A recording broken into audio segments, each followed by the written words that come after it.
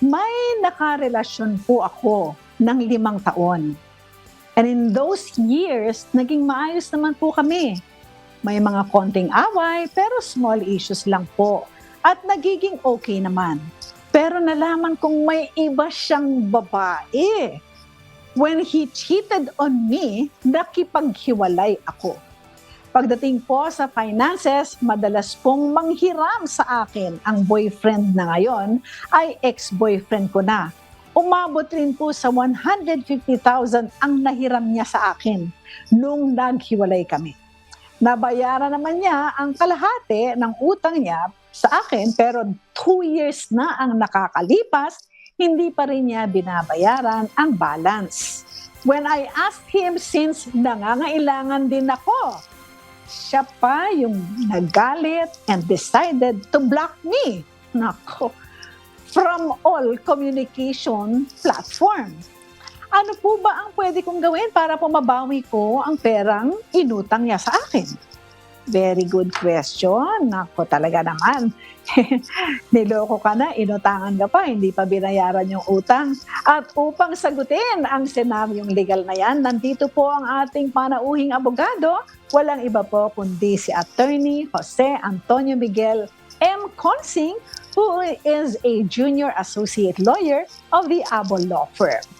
Good afternoon po and welcome po sa Serbisyong Bayanihan, Attorney Consing. This is Attorney Dot with Ma'am Annie Rentoy. Good afternoon, Ms. Annie. Good afternoon, Attorney Dot. Thank you for having me on here.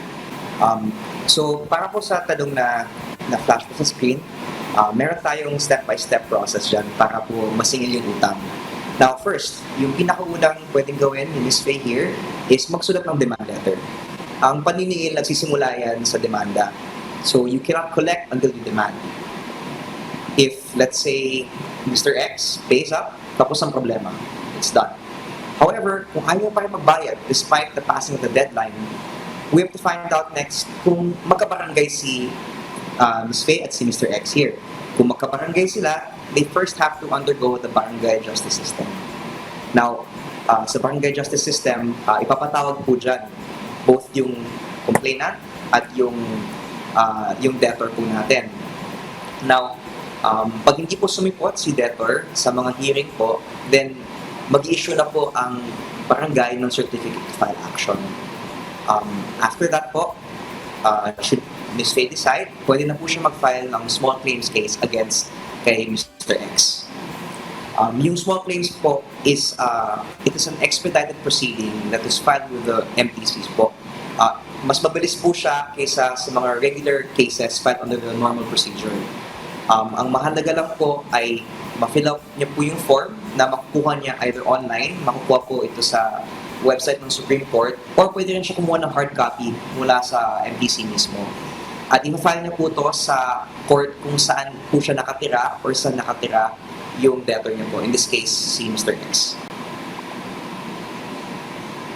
Napakahusay ni attorney, ha? Magpaliwanag. Yes, Miss Annie. Yes, Attorney Dot. Kompletong-kompleto. Oo. Yan naman pala ang kailangan gawin ng ating problema.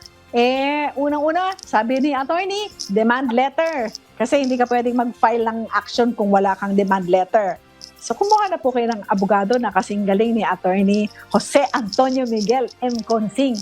And then pangalawa, Miss Annie, punta sa barangay kung makatira sa isang barangay pareho. Tapos kapag hindi po daw nag-appear, ayan na, humingi na kayo ng certification, barangay certification, para pwede nang mag-file ng action. And then pangatlo, file a case with a small claims court. Dahil maliit lang naman yan kung i-compare mo dun sa maximum. Attorney, bago ko po ibigay kay Ma'am Annie, ano po ang maximum po para po hindi na pwedeng ma-cover ng small claims court? The maximum po for a small claims case is 1 million pesos. So all debts that 1 are 1 million pesos, dadaan po siya sa rule on small claims po. Okay, Attorney, ituro po ninyo yes. sa ating mga, Miss Annie, ituro lang natin, ano po ang kagandahan kapag dumaan tayo sa small claims court? Before I give you po, Miss Annie. mas mabilis po siya. Yung proseso mismo mas mabilis at pag nakita niyo po yung form, nandun na po yung instructions. Kailangan na po sundan po yung instructions sa form tapos i-attach po lahat ng evidence na magpo-prove na mayroon pong debt at may nagdemand na po at hindi po nagbayad.